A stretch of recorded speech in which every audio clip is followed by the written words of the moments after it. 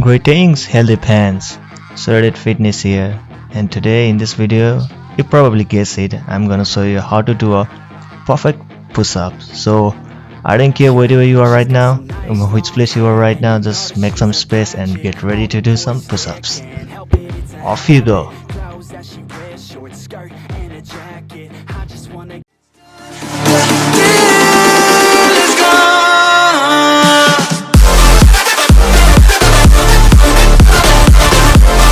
Push-ups are one of the most fundamental body weight exercise and are very popular. The movements is very simple and can be done everywhere, and it's very effective because you are using a lot of muscles at the same time. But the problem is that a lot of people concentrate on quantity instead of quality when doing push-ups.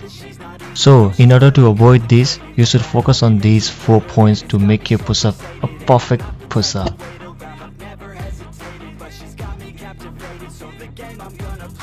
A push-up is not only a tricep, chest and shoulder movement. Most people neglect the attention in abdominal muscle, hips and the legs. Often they form an arc back and have a lack in a body tension. So to avoid this, tilt your pelvis backward and keep your butt squeezed tight. The movements gets a lot harder with this, but it's also a more effective way of doing push-ups.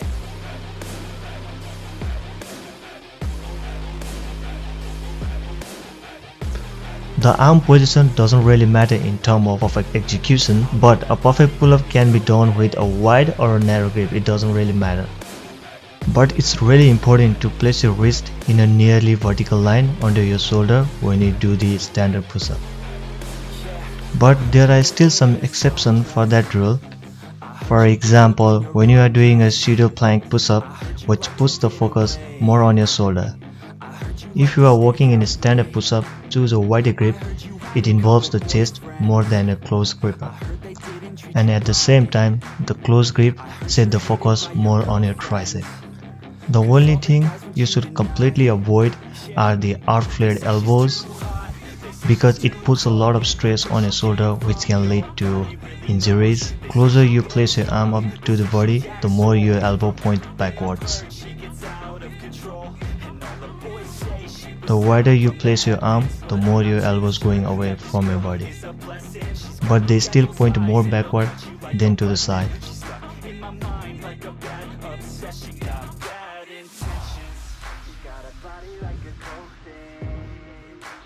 This one is quite really simple.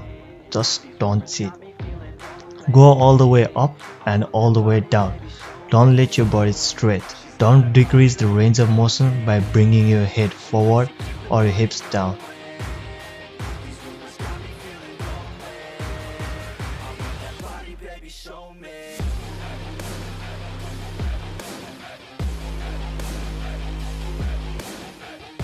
And the last point is shoulder blade movement. This is a very neglected point.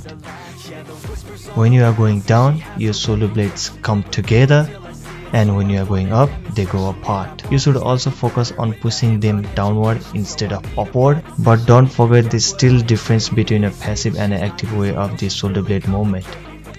If you are too weak in the shoulder blade griddle, your shoulder blades come together because you are not able to hold your body against the gravity. You can see this especially at the top of the movement. When you are going down, always focus on the tension and active shoulder blade movement. Don't let yourself fall down in your structures. If you consider all of these points and try it on your own, you will notice that it's much harder to do because it contains range of motion, arm position, body position. Maybe your amount of maximum repetition will drop, but that doesn't matter.